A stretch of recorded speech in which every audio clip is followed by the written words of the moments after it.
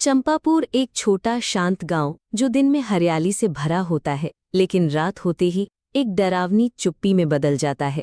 गांव के बुजुर्ग अक्सर कहते, इस गांव में हर 20 साल में अंधेरे से कुछ बाहर निकलता है और किसी की जिंदगी खा जाता है। शिवम, एक 22 वर्षीय युवा, शहर से पढ़ाई पूरी कर गांव लौटा था। उसका चेहरा तेजस्वी था, लेकिन आंखों में एक अधूरा दर्द और सवालों का तूफान छुपा था। उसके पिता रघुबीर सिंह 1 साल पहले रहस्यमय परिस्थिति में मारे गए थे। पूरे शरीर पर नाखून जैसे जख्म, चेहरा डर से जकड़ा हुआ। पोस्टमार्टम में भी मौत का कारण अज्ञात बताया गया था। शिवम के मन में बस एक ही बात थी, पापा की मौत सिर्फ एक हादसा नहीं थी, कोई है जो अंधेरे में छुपा है। शिवम के पिता का घर गांव के किनारे था, पुराना, ईंटें झड़ चुकी थी, दरवाजे की चरमराहट भी डर पैदा करती थी। गांव के लोग उस घर के पास जाने से भी कतराते थे। शिवम ने जब वापसी की तो गांव वालों ने चुपचाप सिर झुका लिया, किसी ने आंख मिलाकर बात नहीं की। शिवम की माँ सविता देवी अब चुप रहती थीं। वो दिन भर तुलसी के पास दीप जलाती और रात को खिड़की बंद करके बगल में गीता रखकर सोती। माँ, क्या पापा की मौत में कुछ अजीब था? शिवम ने एक रात पूछा। सविता देवी चौंकी। उनकी आंखों में कुछ ऐसा था जो छिपाया जा रहा था। कुछ बातें पूछनी नहीं चाहिए बेटा, और कुछ सच्चाइयाँ जिंदा निगल जाती हैं। एक दिन शिवम अपने पिता की पुरानी अलमारी में कुछ कागज तलाश रहा था। तभी उसे एक डायरी मिली, फटी पुरानी, लेकिन पहले ही पन्ने पर लिखा था, अगर ये डायरी कोई पढ़ रहा है तो समझो मैं या तो मर चुका हूँ या बहुत गहरी सच्चाई के पास पहुंच चुका हूँ। रघुबीर। शिवम के दिल की धड़कन तेज हो गई। उसने पन्ने पलटे। 2000 साल पहले गांव में एक बच्चा अचानक लापता हो गया था। कुछ दिन बाद उसका शरीर नहर में मिला, जला हुआ पर नाखून जैसे कटों से भरा।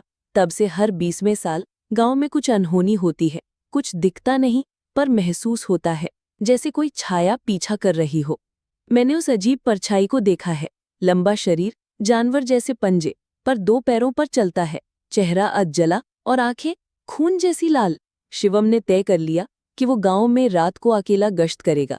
उस रात उसने अपने फोन की टॉर्च, एक डंडा और पिता की रक्षा के लिए रखी गई लोहे की छड़ी ली। आधी रात के करीब वो गांव के पिछवाड़े की ओर बढ़ा, जहां घना बाग था। पेड़ हिल रहे थे, लेकिन हवा नहीं थी।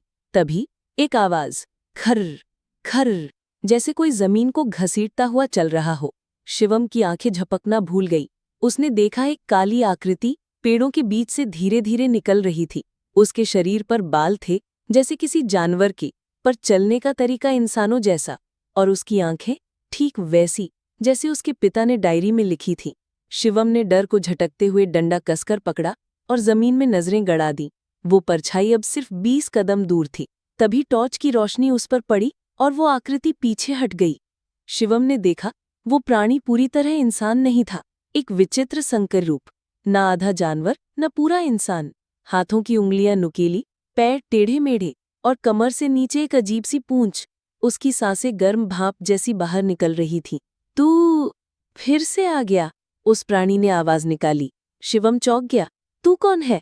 मैं वो हूँ जिसे तुमने जन्म दिया है, जिसे तुम्हारे पूर्वजों ने शापित किया है, और जिसे अब हर 20वें साल इंसानी खून चाहिए। शिवम पीछे हटने ही वाला था कि वह आकृति अचानक गायब हो गई। अगली सुबह शिवम गांव के मंदिर गया। वहां एक वृद्ध पुजारी, हरिनाथ बाबा, जो कई दशकों से गांव में थे, उन्होंने शिवम को देखा और कहा, तेरा सामना हो गया ना उस छाया से? आपको कैसे पता? क्योंकि 20 साल पहले तेरे पिता ने भी यही किया था, उस प्राणी को रोकने की कोशिश, पर उसे रोका नहीं जा सकता जब तक कि उसका शाप न टूट जाए। शाप? कौन सा शाप? बाबा ने मंदिर के तहखाने से एक पुराना ताम्रपत्र निकाला। उस पर लिखा था, सन 1859 में गांव में एक अंग्रेज डॉक्टर ब्राउन ने एक प्रयोग शुरू किया। उसने एक गर्भवती औरत पर जानवरों के जीन का इंजेक्शन देकर एक संकर मानव पैदा किया। गांव वालों ने इसे अभिशाप माना और उस डॉक्टर को मार दिया, लेकिन बच्चा बच गया। वो अब हर 20वें साल अपने वंश की पूर्णता के लिए एक इंसान की बलि लेता है। शिवम के दिल में हलचल थी। क्या वाकई कोई संकरी प्रजाति है? क्या वाकई उसका परिवार इस शाप से जुड़ा था?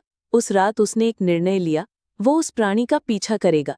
सच्चाई से भागना अब विकल्प नहीं था। रात को फिर वही बाग की ओर बढ़ा। इस बार उसके पास था पुजारी द्वारा दिया गया रक्षा धागा और गंगा जल। झाड़ियों में हरकत हुई। परछाई फिर दिखी। इस बार वो तेजी से भागी। शिवम ने भी पीछा किया और वो उसे लेकर गांव के बाहर उस पुराने खंडहर तक पहुंची। खंडहर के नीचे की जमीन अचानक हिली और उसमें एक गुप्त द्वार खुला। वो आकृति नीचे उतर गई। शिवम कुछ क्षण रुका और फिर साहस करके उस बोगदे में उतर गया। बोगदी की दीवारों पर विचित्र चित्र थे, आधे इंसान आधे जानवर। वहां एक बड़ा पत्थर था जिस पर ताज़ा खून के छींटे थे और वहां नीचे बैठा था वही प्राणी, अब कुछ बुदबुदाते हुए। शिवम की टॉर्च की रोशनी उस पर पड़ी और उसने सीधा शिवम की ओर देखा। अब तेरा भी वक्त आ गया है शिवम, कहते हुए वो चीख उठा और बोगदे की छत हिलने लगी। बोगदे की दीवारें कांप रही थीं। शिवम ने अपना संतुलन बनाए रखा और आगे बढ़ा। टॉर्च की मध्यम रोशनी में वो दीवारों पर बनी भयानक आकृतियों को देख रहा था। एक महिला जिसकी कोख से अजीब प्राणी बाहर निकल रहा था, एक अंग्रेज व्यक्ति जो किसी प्रयोगशाला में जंतु जैसे मनुष्यों के साथ था। तभी एक झटका लगा। सामने बैठा वो प्राणी उठ खड़ा हुआ। तू मेरी नस्ल का आखिरी शिकार है। शिवम ने गंगाजल की छोटी शीशी जेब से निकाली और उसकी ओर फेंकी। उस प्राणी के ऊपर बूंदें गिरी तो वो तिलमिलाकर पीछे हट गया। तू ये नहीं जानता शिवम, ये सिर्फ एक शरीर नहीं, एक इतिहास है। इतिहास? किसका? सन 1859 जब अंग्रेज इस गांव में आए, उन्होंने सोने की तलाश में खुदाई शुरू की। लेकिन असली सोना नहीं था, असली लालच था मनुष्य का नियंत्रण। डॉक्टर ब्राउन ने गांव की एक विधवा पर प्रयोग किया। उसकी कोख से जो पैदा हुआ वो मैं हूं, अनिर्णय, न पूरी तरह मानव न पूर्ण पशु। तुम्हारे पूर्वजों ने उस महिला को शापित कहा, उसे जिंदा जला दिया और मुझे इस बोगदे में बंद कर दिया गया। लेकिन हर 20वें साल मेरी शक्ति लौटती है। मैं बाहर आता हूँ, एक बलिदान लेता हूँ और फिर वापस चला जाता हूँ। तेरे पापा रघुबीर, उन्होंने मेरी नींद में खलल डाली थी। वो भी यही जानना चाहते थे जो तू जानता है। शिवम के मुंह से एक शब्द भी नहीं निकला। उसे अब लगने लगा था कि ये सिर्फ शारीरिक युद्ध नहीं, ये पीढ़ियों का पाप है। घर लौटकर शिवम ने पिता की वही डायरी दोबारा पढ़नी शुरू की। एक पन्ना था जो पहले चिपका हुआ था। उसने उसे अलग किया तो लिखा था, अगर कोई इस शाप को तोड़ना चाहता है तो उसे उस स्थान पर जाना होगा जहां पहली बार खून गिरा था। पुराना वृद्धाश्रम कुआं, वहीं रखी है ताम्र मुद्रा जो इस शाप की चाबी है। शिवम ने उसी रात टॉर्च और रस्सी लेकर वृद्धाश्रम की ओर कूच किया। वृद्धाश्रम अब खंडहर बन चुका था। वहां सिर्फ सन्नाटा था और एक पुराना कुआं जो अब झाड़ियों से ढका हुआ था। शिवम ने झाड़ियां हटाई और रस्सी से नीचे उतर गया। कुएं की गहराई में एक कोने में धातु की चमक दिखाई दी। उसने पत्थर हटाया और पाया एक तांबे की गोल प्लेट जिस पर प्राचीन लिपि में कुछ लिखा था। शिवम वो प्लेट लेकर पुजारी हरिनाथ बाबा के पास गया। बाबा ने प्लेट पर देखा और आंखें चौड़ी कर ली। ये तो असुरबंधन यंत्र है, इसे सिर्फ विशेष विधि से सक्रिय किया जा सकता है। लेकिन इसके लिए एक चीज जरूरी है, शापग्रस्त प्राणी का स्वेच्छा से दिए गए आंसू। क्या? शिवम चौंका। हाँ, अगर वो प्राणी एक बार अपने पाप या शाप पर पश्चाताप करे और अपनी आंखों से आंसू बहाए, तभी ये यंत्र काम करेगा और शाप टूटेगा। अब शिवम जानता था कि उसे उस प्राणी को मारना नहीं बल्कि पश्चाताप सिखाना है। उसने फिर बोगदे का रुख किया, लेकिन इस बार वो अकेला नहीं था। साथ में थी उसकी माँ सविता देवी और एक आईना। बोगदे में पहुंचते ही प्राणी फिर सामने आया। उसने गुस्से से गुर्राया, फिर आ गया तू, अब तू नहीं बचेगा।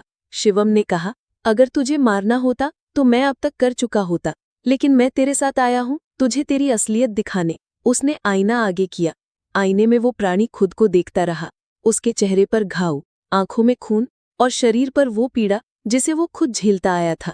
मैं ये नहीं चाहता था, मैं तो सिर्फ जीना चाहता था। एक आंसू, प्राणी की आंख से एक बूंद गिरी और शिवम ने तुरंत ताम्र मुद्रा उस पर रख दी। एक जोरदार प्रकाश फूटा, पूरा बोगदा कांपने लगा। चीखें, गूंज और फिर सन्नाटा। जब शिवम ने आंखें खोली तो प्राणी जा चुका था। बोगदा ध्वस्त हो गया था। शिवम माँ के साथ बाहर निकला। गांव में नया सूरज उग रहा था। कुछ दिनों बाद गांव में एक अनाथ बच्चा मिला, शांत, मासूम, लेकिन उसकी आंखों में कोई डर नहीं था। नाम रखा प्रकाश। शिवम अब शहर लौटने की तैयारी कर रहा था। माँ से गले लगते हुए उसने कहा, पापा का बदला नहीं लिया, उन्हें मुक्ति दिलाई है। कुछ शाप तलवार से नहीं, पश्चाताप से टूटते हैं। कुछ लड़ाइयाँ दुश्मन को हराकर नहीं, उसे इंसान बनाकर जीती जाती हैं। और कुछ पिता मरने के बाद भी अपने बेटे की राह रोशन करते हैं। शाप अभी खत्म नहीं हुआ है।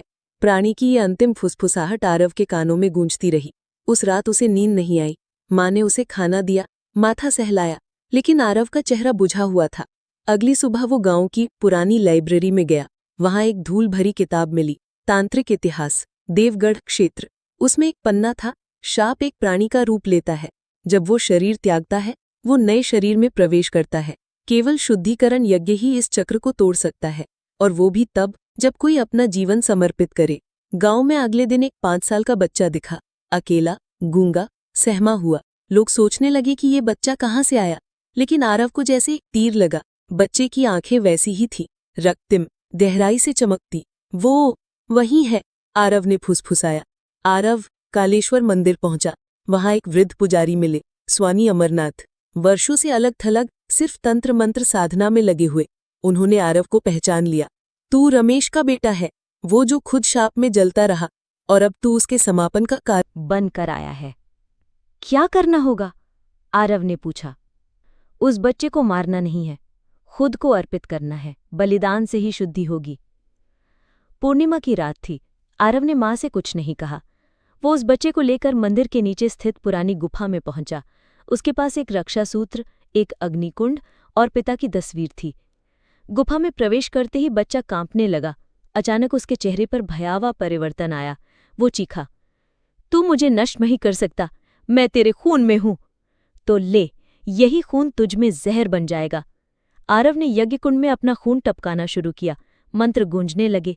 अग्निकुंड की ज्वाला आसमान को चीरने लगी। बच्चा बेहोश होकर गिर पड़ा। अचानक एक विस्फोट हुआ और प्राणी की परछाई धुएं में गायब हो गई। अगली सुबह गांव के मंदिर के बाहर वो बच्चा जागा, सामान्य, शांत। उसकी आंखों की लालिमा गायब थी। मां उसे गोद में उठाकर रो रही थी, लेकिन आरव कहीं नहीं था। स्वामी अमरनाथ बोले, वो गया नहीं है, वो तुम्हारे भीतर है। जब कोई खुद को मिटाकर दूसरों को बचाता है, वो सदा जीवित रहता है। गांव में अब डर नहीं था। लोग पहले से ज्यादा एकजुट हुए। मां उस बच्चे को अपना मान चुकी थी। उसका नाम रखा प्रभु। हर साल आरव की मां मंदिर में दिया जलाती थी और कहती, बेटा दूर नहीं गया, उसने हर मां के बेटे को बचाया है। मां घास खिलाती है, लेकिन बाप वो होता है जो अंधेरे से लड़कर रोटी कमाता है। और जब बेटा उन दोनों का कर्ज चुकाने निकलता है, तब जन्म होता है बलिदान के देवता का।